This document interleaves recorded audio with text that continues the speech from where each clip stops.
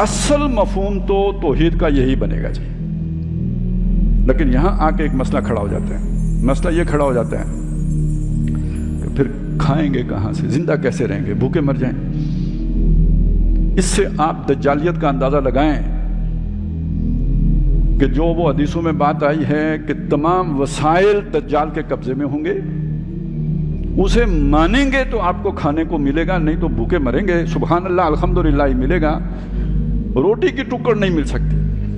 دنیا میں جنت اس کے ہاتھ میں ہے, اس کی خدمت کریں گے تو جنت ملے گی, نہیں کریں گے تو نہیں ملے گی.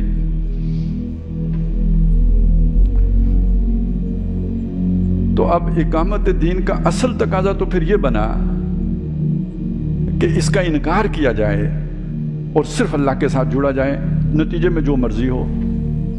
لیکن یہ کرنے کے بعد آپ کو کوئی معقول آدمی کوئی بھی ماننے کے لیے تیار نہیں ہوگا, گھر والے بھی نہیں مانیں گے. وہ بھی کہیں گے کہ ضرور اس کا کوئی دماغ خراب ہو گیا, نشہ تو نہیں کرتا تھا لیکن یہ کہ کسی کی نظر لگ گئی ہے یا جادو ہو گیا. وہی مجنون, دیوانہ, پاگل جو وہاں کہا جاتا تھا یہاں بھی کہا جائے گا. اور یہ جو نتیجہ میں نے آپ کے سامنے رکھا ہے, میں چلیں چند آیتیں قرآن مجید کی آپ کے سامنے رکھ دیتا ہوں تاکہ یہ اچھی طرح ہیمر ہو جائے. آیت الکرسی,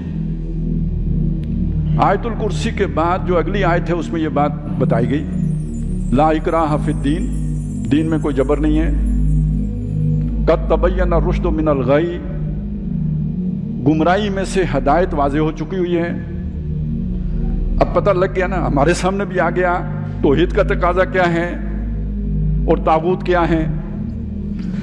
فمن یکفر بالطاغوت ویؤمن باللہ, تو جو طاغوت کا کفر کر کے ہی اللہ پر ایمان لائے گا. طاغوت کا لفظ بنا ہے طغیانی سے, سرکشی سے. ایک سرکشی فرد کی ہوتی ہے اپنی ذات کی حد تک, اپنی من مرضی زندگی بسر کرنا. یہ شخص آپ اسے فاجر کہہ سکتے ہیں, فاسق کہہ سکتے ہیں, معتد کہہ سکتے ہیں.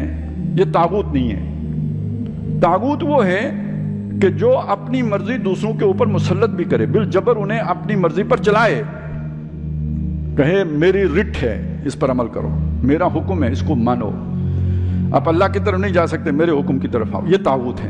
شیطان بھی اسی لیے طاغوت ہے, نمرود بھی اسی لیے طاغوت تھا, فرعون بھی اسی لیے طاغوت تھا. آج وہ طاغوت کون ہے؟ سسٹم. تو جو اس طاغوت کا انکار کر کے اللہ کو مانے گا, وَمَن يَكْفُرْ بِالطَّاغُوتِ وَيُؤْمِن بِاللَّهِ فَقَدِ اسْتَمْسَكَ بِالْعُرْوَةِ الْوُثْقَىٰ, اس نے مضبوط کنڈا پکڑا ہے, اللہ سے تعلق اس نے جوڑا ہے.